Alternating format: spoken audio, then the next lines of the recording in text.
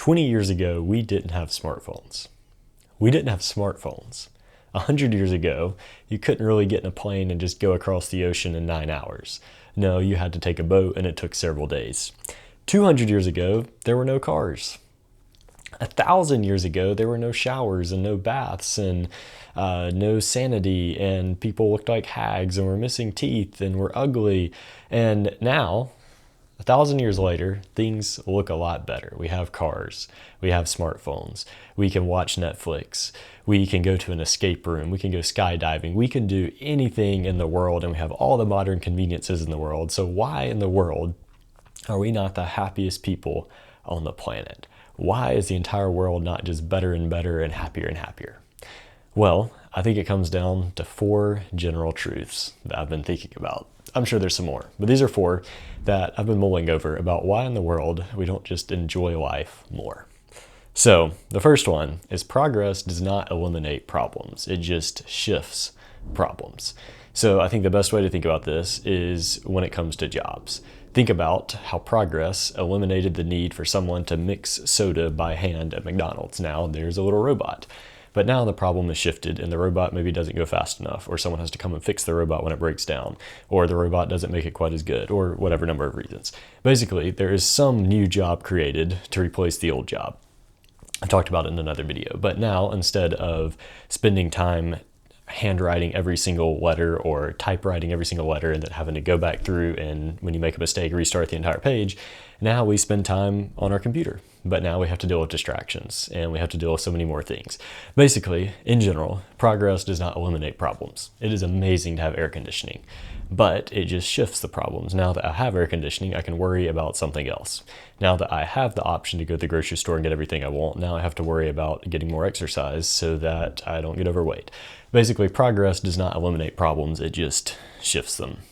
There is always going to be the same amount of problems in the world. Just different generations and different ages are going to deal with different problems. Number 2, there are so many modern conveniences that there's no time to enjoy them. Think about if you work 40 hours a week and then you work more, a little bit more, maybe 41 hours a week in order to have a nicer car so you can enjoy the nicer car.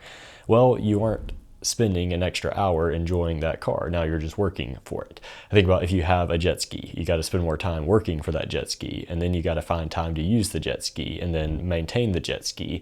And all of a sudden, having the thing means more time has to go towards it, either more time working it or more time working for it or more time using it. And so the more modern conveniences, the more modern things you have, the more stuff you can do, well, there's just going to be less time to enjoy them because everything you do is going to have some sort of cost. It's not necessarily a bad thing, it's just a true thing.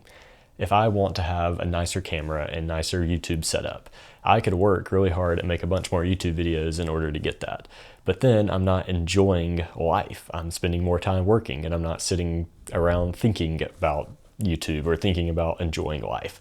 If the more things you have to do, the more money you want, the less time you have to sit around and actually enjoy life. Of course, too much sitting around is lazy, but if you're just working all the time, then you're not enjoying life. And so the general thing stands. The more modern conveniences you have, there's less time to actually enjoy them. And of course, gratitude is a part of it. We won't get into that today. Third thing, when we have time to enjoy something, there's too many options. And so we almost spend more time looking for something to enjoy than actually enjoying it. This one's a little bit bigger, so we're gonna dive in a little bit. But the basic premise is the same. By choosing one thing, you're saying no to everything else. If you read one book, you're saying no to every other book in existence so you can focus on that one book. If you end up buying this camera, well, now you're using this camera and you have chosen to spend your however many $1,000s on that camera instead of every other one.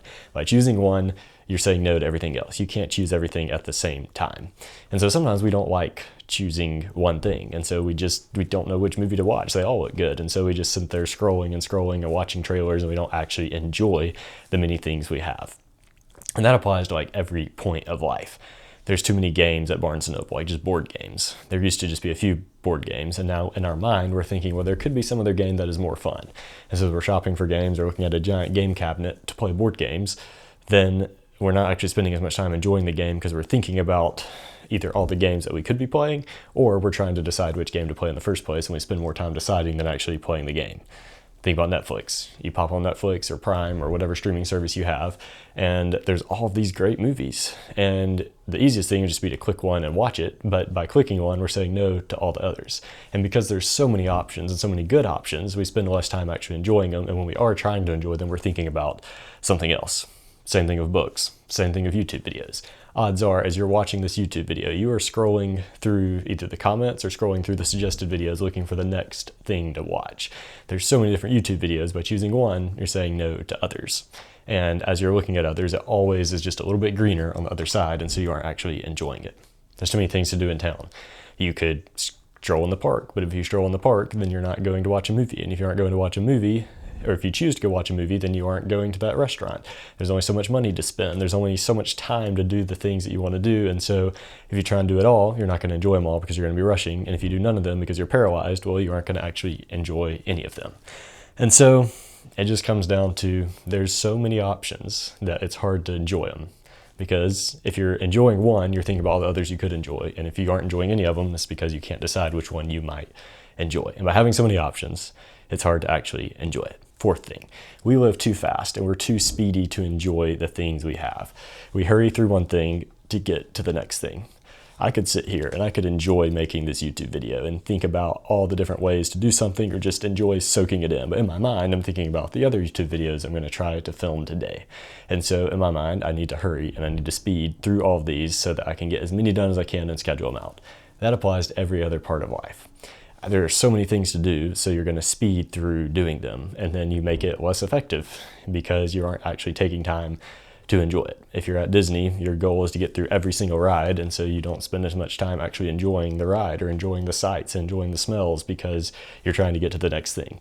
In all of life, we're trying to zoom on to the next thing. Right now, as I'm filming this, I'm exactly 2 weeks away from getting married.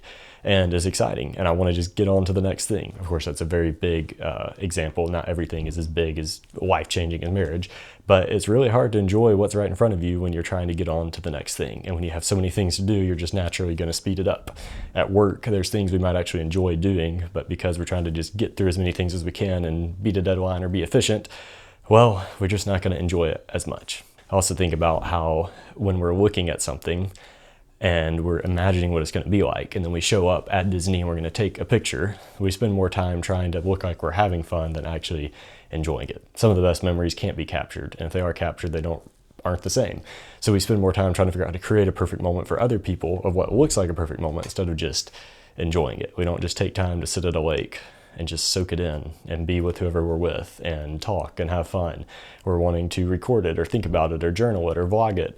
And by doing that, we're not enjoying it as much. And so the urge to share it with somebody else makes us enjoy it even less. So no matter what we're doing for enjoyment, it all comes down to another key little sneaky thing that just gets in the way. No matter what you're doing, whether you're reading a book or enjoying your work or spending time with people, that enjoyment can only satisfy to a bit. And so if we're looking for satisfaction and enjoyment of life, we're not going to find complete satisfaction. Now, we do find a little bit. There is a little bit of satisfaction in enjoying life and soaking it in and enjoying it, but it's only a little bit. And so by getting that little bit, as soon as we get over that high of enjoying the escape room or enjoying skydiving or enjoying reading a book, we're on to the next one. And we're trying to get to that high faster and faster. And so by moving faster and faster, we actually enjoy it less and less. And the high gets a little bit shorter each time until we're just going through the motions and not actually enjoying the thing that we used to enjoy.